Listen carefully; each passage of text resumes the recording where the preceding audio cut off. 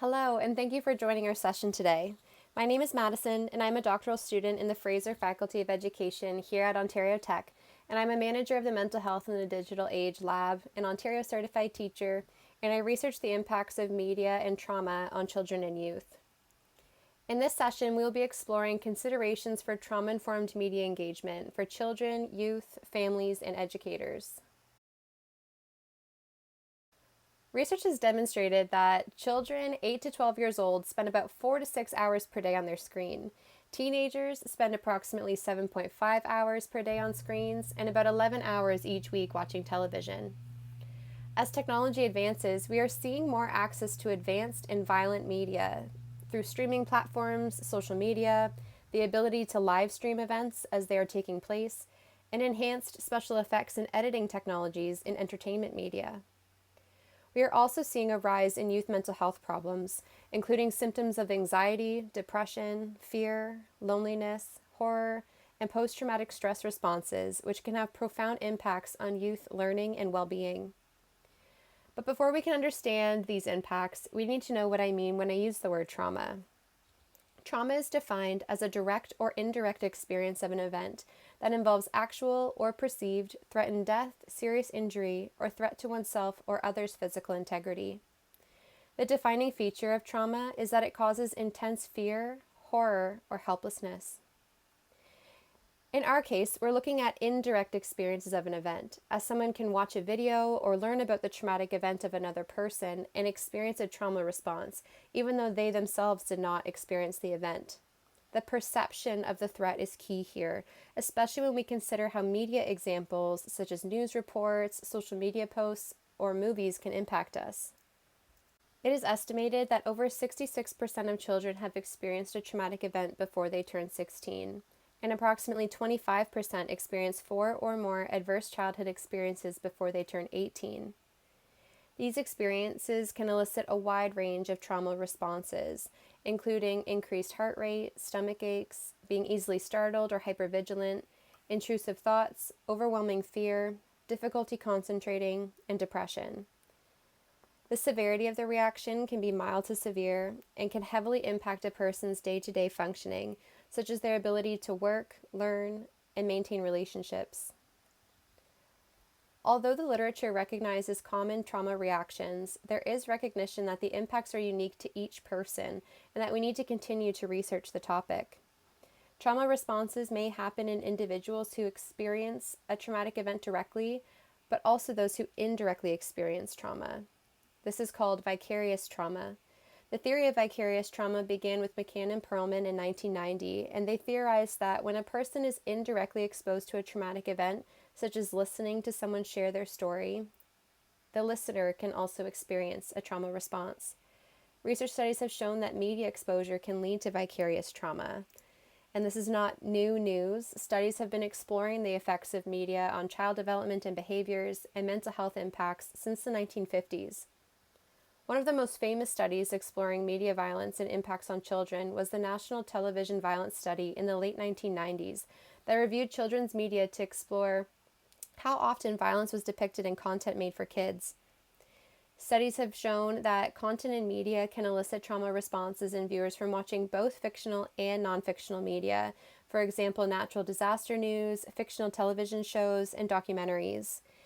And that trauma responses occur in viewers of all ages, not solely children and youth. Children and youth engage with digital media such as videos, blogs, social media, and news reports regularly in their day-to-day lives. And we know that media can act as a double-edged sword for child and youth mental health. Media can facilitate connection and empowerment, but it can also trigger trauma responses or lower self-esteem. Recent research that I conducted found that school-age children and youth experience traumatic symptoms from media shown in their classrooms, such as anxiety and post-traumatic stress. However, we can mitigate some of these symptoms by integrating trauma-informed care practices into how we engage with media.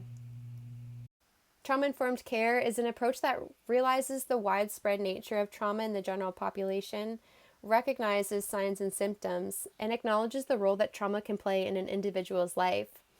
These practices can support overall well-being, including when we're engaging with technology and media. With children and youth, one strategy we can use is co-viewing, where an adult watches a TV show or movie or piece of media with the child, and that way they've had the shared viewing experience and can have discussions about things that bothered them or maybe they found confusing, perhaps things that they're seeing at school or experiencing themselves. And then they have that trusted adult to support them and navigate these difficult topics with. This helps build trust with the care provider, but it can also help build a sense of safety, as sometimes children and youth perceive things differently than we think they do. And so we can sort of steer them in the right direction and maybe clarify things instead of having them watch the media by themselves, misunderstand something or misinterpret something, and then their imagination can make it a lot scarier or more intense than it needs to be. These discussions need to be non-judgmental, where the child or youth can ask questions without fear of judgment from the adult.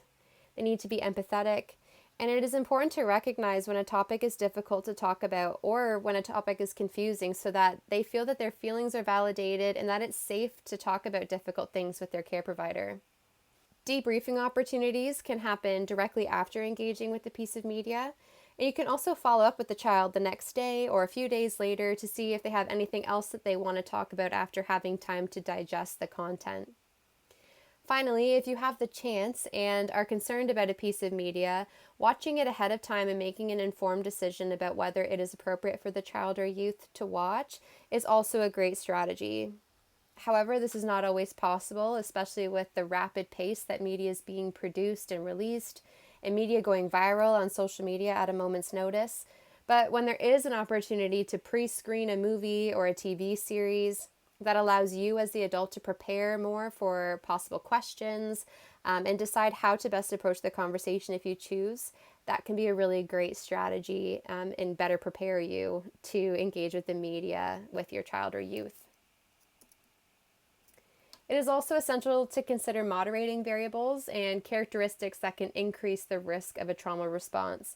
For example, studies have shown that realistic or graphic media can elicit trauma responses, where the more graphic or realistic a piece is, the higher likelihood of a trauma response.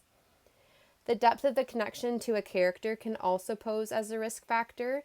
If a viewer sees themselves represented in a character or feels a deep connection towards a character, and then something negative happens to them, such as an act of violence or a very emotionally charged moment, the viewer may feel threatened or upset as well, as they could picture how that event or that reaction could happen to them in their life. Studies have shown that positive representation can be a mediating variable and have beneficial effects on adolescents and young adult viewers, such as fostering resiliency, a sense of pride, building community, and a sense of empowerment. For example, researchers have found that films, documentaries, social justice movements on social media, individual fictional characters, and television series that show positive representations of marginalized youth can have positive impacts on youth identity development and overall well-being. We also need to take care of ourselves in the digital age, and given the amount of content that we all consume on a daily basis, engaging in trauma-informed care strategies for ourselves is also super important. If we connect back to the 4 R's of trauma-informed care model that I showed on the screen earlier, it is important that we realize that we can, in fact, experience trauma responses from media that we consume. So if you're constantly thinking about a piece of media that you watched or read, you're feeling emotional or really bothered by it, you're unable to sleep or focus, you can recognize that these are symptoms of a trauma response from the piece that you engaged with. Recognizing these symptoms allows us to respond, where we can engage in self-care practices by doing something we enjoy or meditating, spending time outside or with loved ones to make sure that you are taking care of yourself. And of course, reaching out for supports as needed. With this new understanding of what topics or types of media are likely to elicit a trauma response in myself, I'm better able to make more informed decisions about the types of media that I interact with to mitigate the risks of a trauma response while also reaping the many benefits of engaging with media. Thank you for your time today. Stay tuned for more micro webinars and resources coming your way through the Mental Health in the Digital Age Lab.